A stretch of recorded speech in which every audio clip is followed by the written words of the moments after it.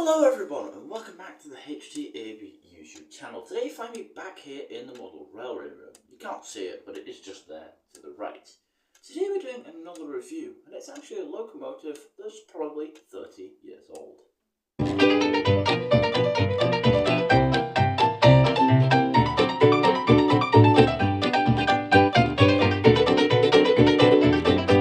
And today's model in question is this. A Lima Class 37 from the 1990s, as you can see inside the slightly beat up Lima collection box. So this one is 37674 in the Transrail grey livery, as you can see inside there. And this one in real life is preserved at the Strathspey Heritage Railway. It's one of the only, or if not the only, 37 that I've ever been pulled by in real life. And it's certainly one that I've photographed, well, outside of this room, if you will. Because, like, I'm not always in here, I do go out, as you can see on my channel. I did make a video on it at the Strathspey Diesel Girl. I'm sure there's some links in the description for those videos.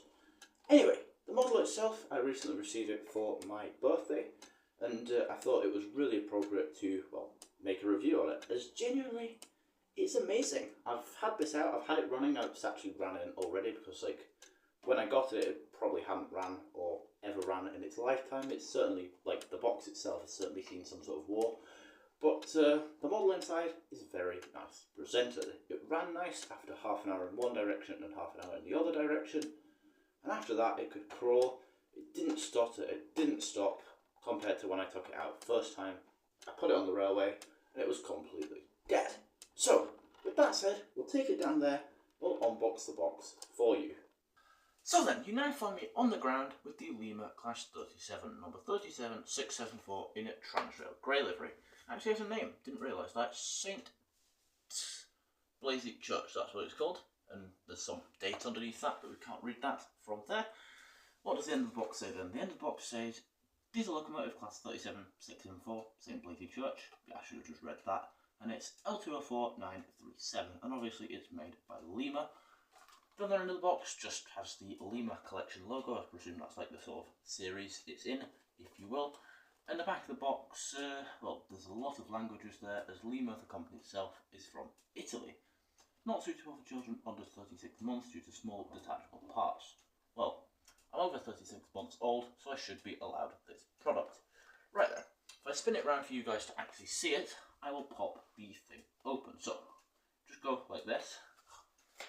There we go. Take that off of there, and hopefully it will just slide out. Oops, the box is robbing on the locomotive. And the livery on this is really, really nice.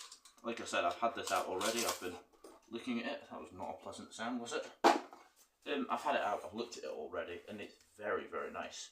Comparable to probably some modern locomotives, if that's saying something. But Lima models were very of their time, very advanced to say they're like, well, this model is probably over 20 years old, close to 30 years old, probably. I don't really know, I've not really found the exact release date of this specific model. If I do find it, I'm sure the link to the page and the information will be in the description box below, like most of the things for the model in question. Anyway, let's stop waffling and we'll actually take it out of the polystyrene, so I'll prepare for some horrible noise. And here it comes. Oops, some information has fallen out, so we'll just move the model to the side for a second and see what the hell this is. Collectors Club, Lima, no, that's not relevant, just some Lima companies, River Rossi, Arnold, Lima, these are all probably owned by Hornby now. Never heard of like Arnold and Jeff or whatever it's called, but we don't need that, so that can go away. And there's some packing peanut things there. And there's some more words of wisdom in the bottom. I don't know what this is. Don't miss the train. Would you like to receive information on forthcoming Lima releases? Please complete this form and return it to address detail below. Boring. That's just boring. No, I don't. That's really out of date, and that address there, Leighton Buzzard, Bedfordshire, is probably now very much so out of date. So we shan't be needing that either. So just lob that to the side and actually tell you about the model. So here's the model, as you can see, and look how nice it looks. That livery, wow. So nicely applied. You wouldn't really think this model was like, well, over 20 years old. It's amazing. Look at it. Just looks perfect, to be honest. As you See there, the Transworld logo, the name is nicely applied. And there's all the details I'm saying separately fitted horns on top. And the plows, yeah, the plows, they're nicely applied as well. They're actually on the model already. Some other Lima models that I've got didn't come with plows and had to fit them, which was a bit of a faff. Got a 26 up there that the plows sort of just, well, were already snapped in the box, so that's nice to see that they're already applied. And the weight of the model, yeah, very nice, very heavy indeed, like a standard Lima model is. So then, for now though, we'll give you some slight information on the 37-6s, and maybe some information on the 37s itself. The British Rail Class 37 is a diesel-electric locomotive, also known as the English Electric Type 3. The class was ordered as part of the British Railways nationalisation plan to get rid of steam locomotives in the late 50s and 1960s. The Class 37 became a familiar sight on parts of the British Railway network, in particular forming the main motive power for intercity services in East Anglia and within Scotland. The Class 37-5 was an updated version of the 37O, similar to the 37 Class 4 subclass, except they did not receive electric train heating, and some were fitted with sandite pores. Locomotives previously numbered between 37001 to 119, which once had split head boxes like my other Lima model, were given new numbers from 501 upwards to 521, and those previously numbered 37120 to 308 were renumbered from 37699 downwards, just like the model in question. 37674 is preserved at the Strathspey Railway and is seen operating services on an almost daily basis throughout the year on the line. So then, you now find us down on the ground, and already it looks fantastic. I'm going to point out some of the nooks and crannies straight off the bat, and the biggest nook and cranny to this model is very much so the paintwork. Just look how fantastic it looks. Very comparable to, well, a modern, say, Holbeat or Bachmann locomotive, and definitely comparable to the Bachmann Class 24 I reviewed. Okay, yes, it's a different livery, but in terms of the quality and crispness of the paintwork, it just looks fantastic. Just, like, I'm not seeing a single bit of paint bleeding, but we'll take a closer look at that now as we make our way around the model and I point out the individual, like I said a minute ago, nooks and crannies and details and little bits of things that bring the model to life. And surely from like here where I'm sat, it does just look like a 37 that's been scaled down to 176 gauge, and it's really just, well, mind-blowing, because I've got another 37, and again, I'll leave the link to the video in the description box below, because I took that one to Thurso to recreate like a scene from the 1970s, and comparing it to that 37, indeed, yeah, you can just see the difference. The difference is just like immense. So then, starting off at the cabin then, you already get to see the like complexity and detail on this model, and for you as like maybe a modeler or like a professional, well, rivet canting modeler, if you will, would see this and probably think, well, that just looks like a load of tats, I could make that better. Well, good for you, I don't care. For a 30 or 20-year-old model, 20-plus-year-old model, it's fantastic, fan-dabby-dozer, if you will. Anyway, starting off here, you can really see that like crispness in the paintwork, and I'm probably going to say that hundreds of times in this video, but I genuinely don't care because it's true. You see, the 37674 running number is picked out in black. Look how nice the printing quality on that is. And underneath there's a a classification plate there of the 37 dash, what does it say? 37 dash. No, it just says Class 37. Okay, that's fine. But that is legible. I was just like, well, squinting to see it, but it is there. And to the right of that, there's a door, and the handrails, although they're just moulded, are picked out in nice and white, same as the door handle there. That looks very nice. And the ridge around the window there is a very nice piece of moulding too. And like I said, it all looks very in scale. It doesn't look chunky, it doesn't look out of scale, it just looks perfect. And this end, like I said, there's some of those grills, and I'm going to do it. I'm going to have to do it, aren't I? They are very nicely moulded. Just listen at the noise. Yeah, it's good. It's there. It's very nicely printed. And then there's this thing at the start. This is like the, well, rebuilt and modernised, if you will, 37. So the detail is slightly different here. We've got the like cutout bits here, and the grills are different. But genuinely, they've done it very well. Moving a little bit further down the model then, you really get to appreciate the livery yet again. With the Transrail logo there, as you can see, very nicely applied, no bleeding in the print, very high quality print indeed, with the T logo and the Transrail thing to the right of that. Above that there's some little danger overhead live wire stickers, they run the whole way along the model, and like I said, in terms of printing, there's lots of it in this area. Like I said, on the right here, there's also the St. Blaise Church name, which is nicely applied. I'm just getting a close-up of that now so you can see the dates and stuff underneath it. It is legible, as you can see. And all over the model, there is these grills, which all make the annoying noise. This one's probably better, actually. Yep. Very nice indeed. And as we continue moving further down the model to the other end, I was probably actually saying the church name wrong. It's probably St. Blaise Church. I've been saying St. Blaise Church, but whatever. It's all like Cornish, it's all the southwest of England, it's all the same. I'm very sorry if you live there if I was getting that wrong. I'm dearly apologising to you. Anyway, as we move further down the model, the livery still looks fantastic. We've got the two-tone grey livery, we've got the light grey at the bottom, mixing in well with the dark grey at the top, and above that is the little orange band which makes its way along the model, starting off there, making it all the way down there, and on the bonnet at each end it goes across the top like that. And showing you one of the ends of the models then, you really get to see that charm of the detail yet again, from the little piece of plastic there that make up the, headlights, to the pieces of red that are just painted there to represent the rear lights. There's nothing there in the bottom one, but that's fine, I wouldn't expect that on a 20-plus-year-old model. There's yet more of those danger overhead live wire stickers there at either side of the lights. And there is the 674 running number, which is nicely applied. And also while we're here, we'll talk about the ploughs. Like I said before, that they're already applied to the model. There's one on either side of the large coupling there. And this model, of course, doesn't have sprung buffers, as you can see now.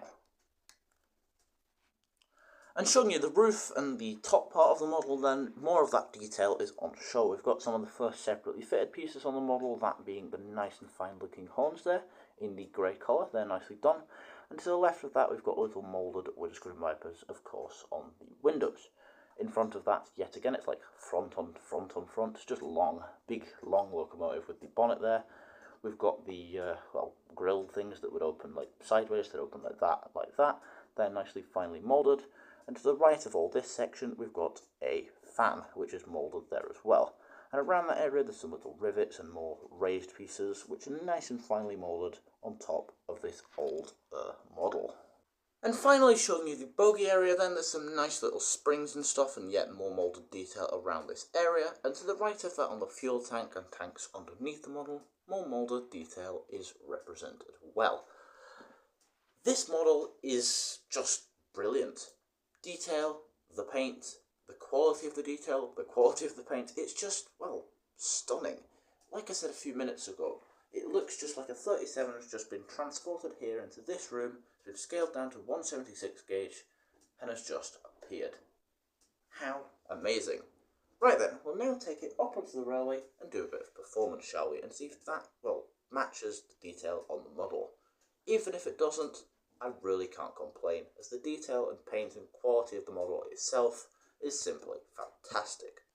So then, you now find us down here, or up here should I say, on the railway, where the 37 is magically going to appear on the tracks. Look at that, first time's the charm. And doesn't it look great? There it is, just sitting there on the rails, blending in perfectly on my heritage railway. Yeah, it just looks at home. Wow. Really, did I say that? It looks at home, on a railway, a locomotive. Gosh, mind-blowing. Right, let's stop joking about and actually apply the first power to it. If I just pick a direction, there you go, we'll apply some power and see how it performs. Right, power is going up, I can hear it hissing.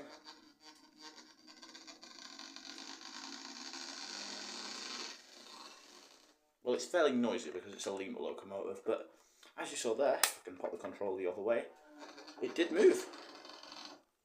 And now it's stopped.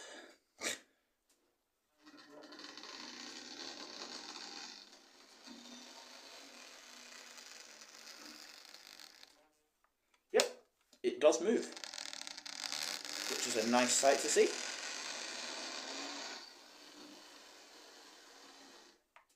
Okay, yes, it's not the smoothest, it's not the quietest. But then again, like I said, it is a Lima locomotive.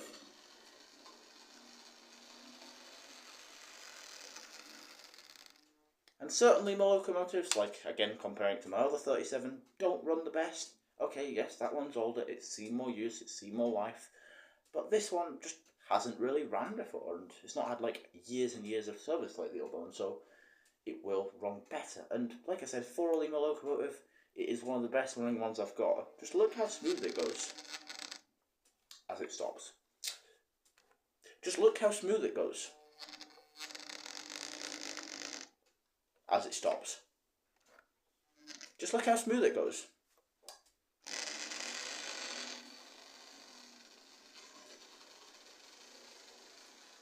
Yeah, that's a deafening sound, isn't it? And also something I was noticing when I was running this locomotive the other day, that it really didn't like first radius track, like the stuff on the inner loop just there. It also didn't like points very well, but I'll show you that in a minute. It kept derailing, but then again, it is, well, a large locomotive for quite a tight track radius and tight points, but bigger locomotives like the Lima Class 45 do it, so I don't really know what the crack is with that. But then again, as it creeps towards you,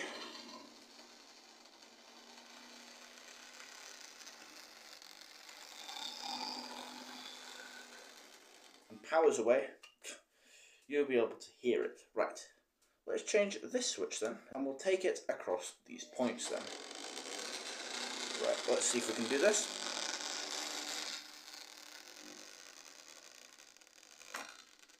And it has actually derailed. The front bogie there did just pop off the track. There you go, it does derail often. And stutters often.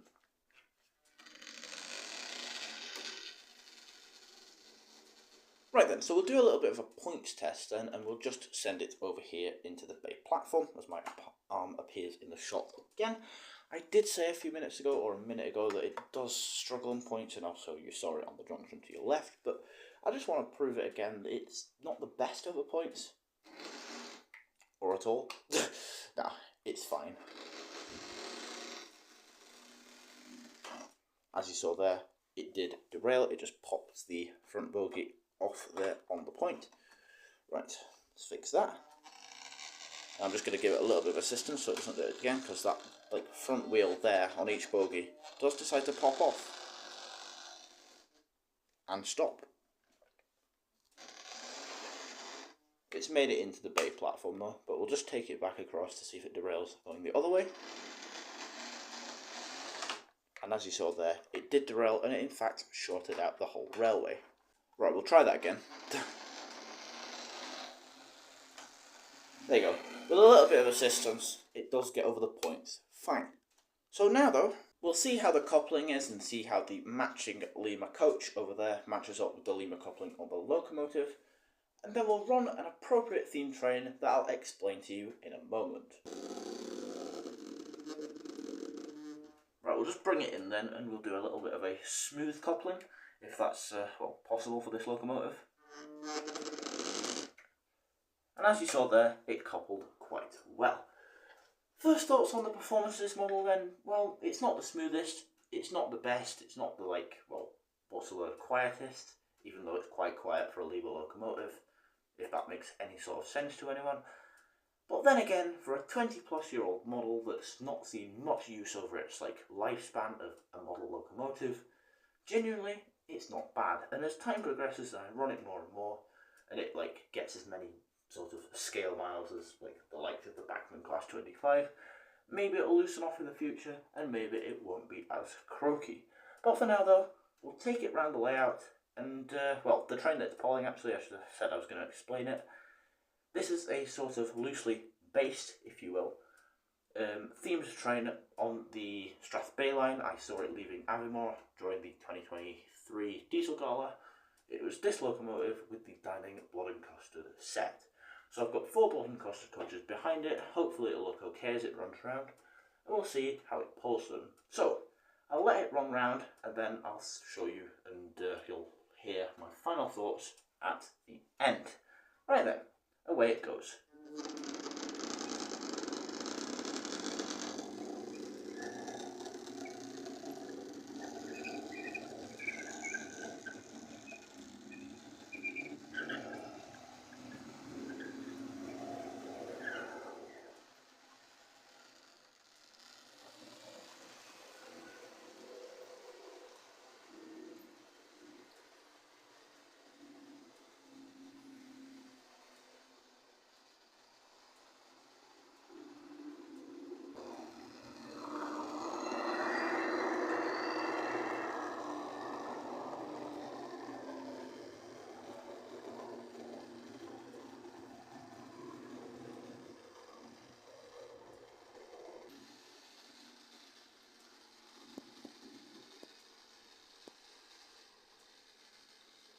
It's quite struggling there. I think it's that, like, weight of the train.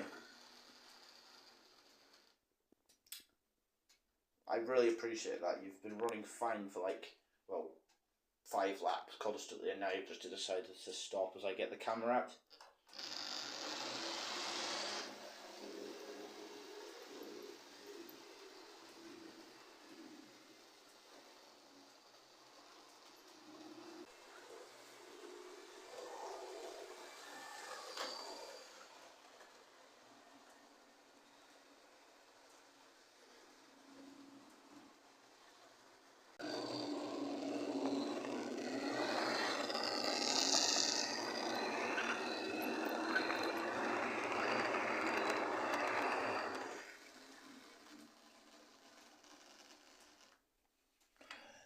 So then, here's 37674 in the wonderful Transrail livery. I've been running it around for probably about, what, half an hour now? And yes, it's been stopping, it's been stuttering, it's been speeding up, it's been slowing down, it's been derailing. There's a whole host of different issues that I've faced with this loco running around my track. And that might be the excuse for it. My track, it's old, especially that loop, it's old. It's, well, steel track, but then again, it is just track. It's track that's, like, well, from the same era as the locomotive in real life. Now, I'm joking, it's not that old. But, then again, it was running very nicely. And, well, the reason it was slowing down and speeding up, again, a fault of my own, not the railway. I'm not blaming the railway for it.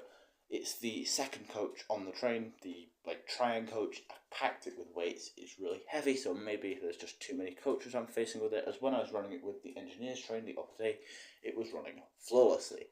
Quite literally, it was just, like, not running around.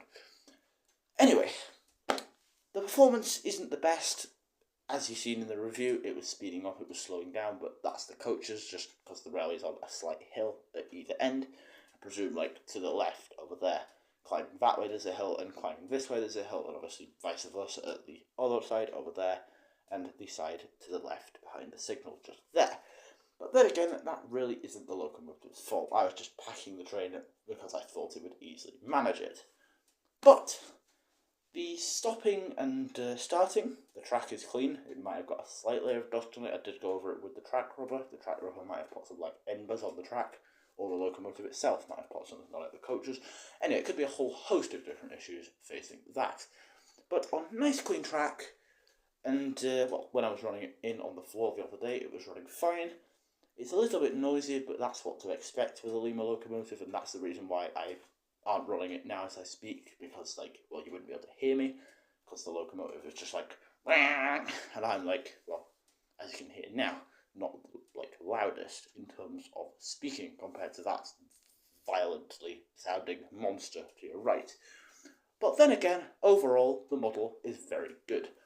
The paint, the detail, the general looks of the model itself, the performance is a little bit, well, iffy on this layout at least.